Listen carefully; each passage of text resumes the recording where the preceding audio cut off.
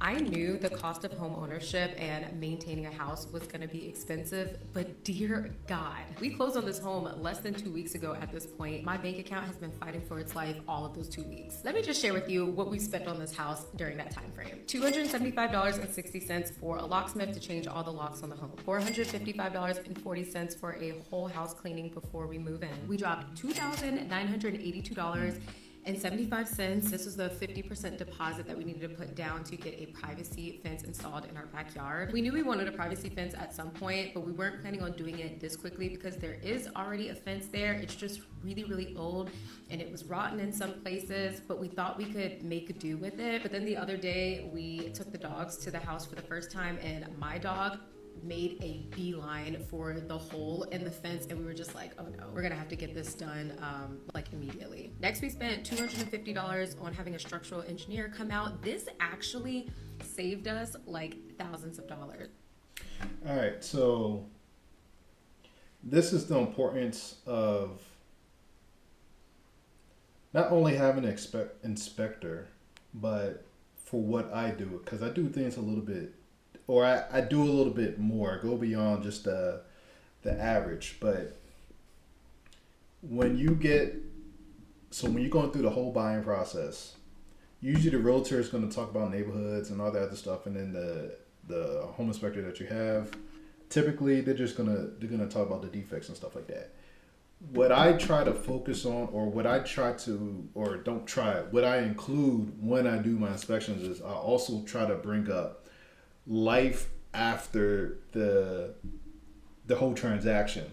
So how much is it going to cost you to live with this home, to maintain the home, just going on, like just what happens after you close? Because a lot of issues can start to arise once you sign on a dotted line, you give your money and all that other stuff. I don't see enough people talking about it. And even from the realtor's point of view, they might mention something light, but their focus is, I need to get through this transaction. I want to make sure the transaction is good, because once the transaction is done, for the most part, if they do a decent job at least, then they're clear, they get the check and they move on to the next one. What I want to help the homeowner or the client understand is, okay, it's not just the mortgage that you're going to be paying into, it's also all the other responsibilities that you have with the home. And most people are not thinking like that. I know when I first got my property, I wasn't thinking about, okay, what happens next. And this was a rental property. I had tenants in it. So I was like, okay, well, they'll take care of it. But it's a lot more to it than that. But so I'm glad that she's actually making this TikTok, because, yeah, a lot of people don't think about what happens after the whole closing, everything. Once you get the keys, then, a lot of times you're going to be broke. Money's going to be tight. And then things start happening one by one. It can really stress you out. Before we closed in the house, we had an inspector come out, and they found cracks on the outside of the house and mentioned we might want to have like a structural engineer come out. We could not schedule the structural engineer to come out during our inspection window. We could only get a foundation company to come out and inspect it.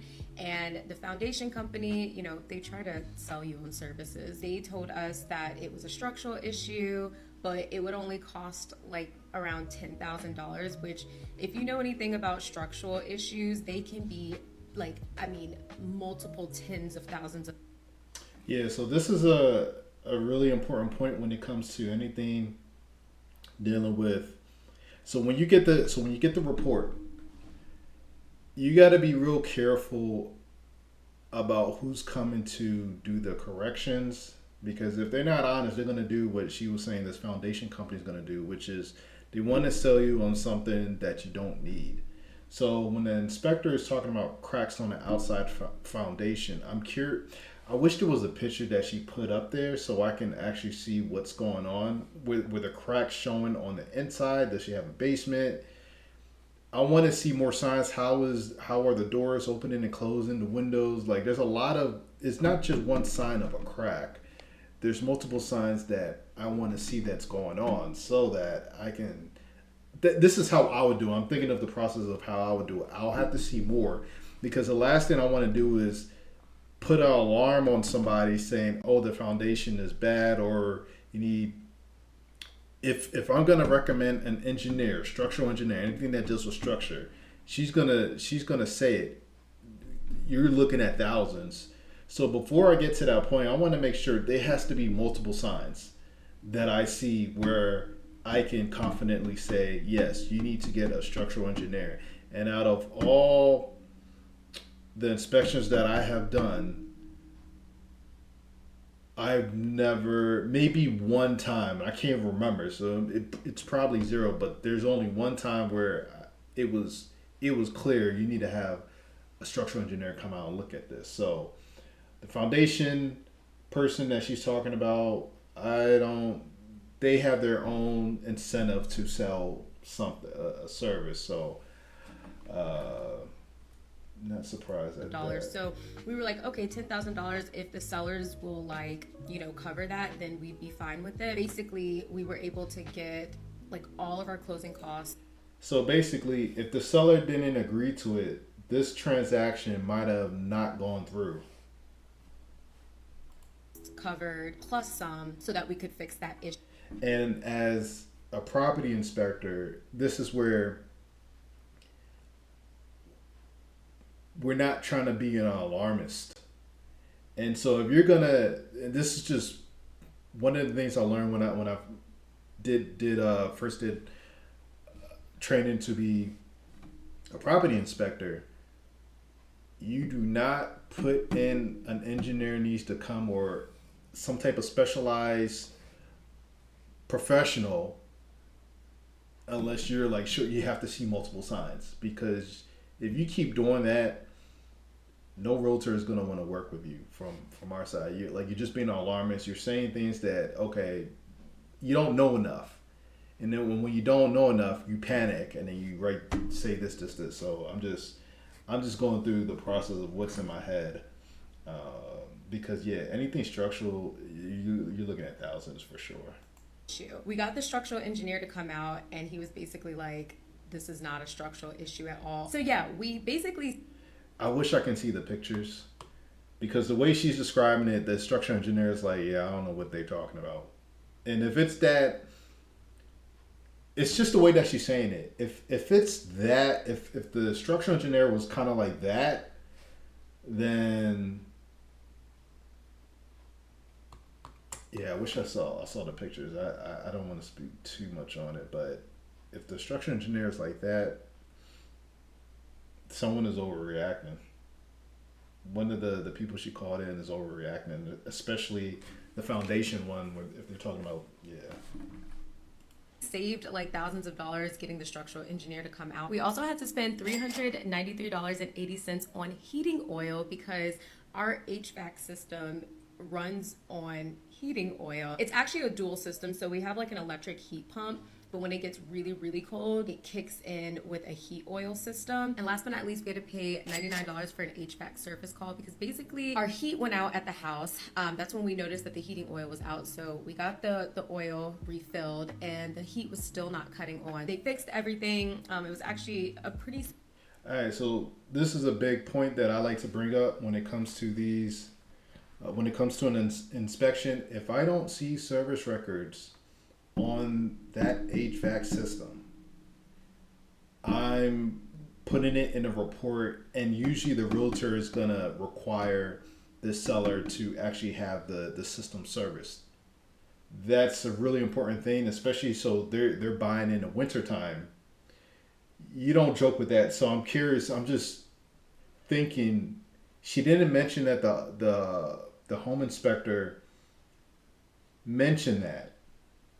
Because anything that, like, you should be going into a house, I'm always thinking about what are the costs associated with the home after the transaction. So if it's winter time, I'm just looking at the context. It's winter time.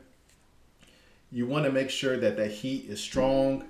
If it's not a new system, when I'm inspecting the HVAC system, where are the service records? That's the first thing I'm going to look for. And then if I don't see it, if I don't see anything recent, it has to be within the year, Then I'm gonna put it in a report, and I'm also gonna tell when I do the final walkthrough with the client, I'm gonna tell them, make sure you get them to do servicing on this HVAC. Like, don't even request, have them have their person come out and do it, so that you don't want to, because you don't, if they just say, okay, we'll just give you money for it, then okay, they'll give you like $200 or something like that. Now what if there's an issue? Now you're on the hook for it. If you have the seller take care of that, if there's an issue, then the seller has to kind of they're going to have to fix that, or it's going to be some renegotiation, and then you have the higher end as the buyer. So it seems like the person didn't put service record missing in the report, because why is she finding this out now? You see what I'm saying?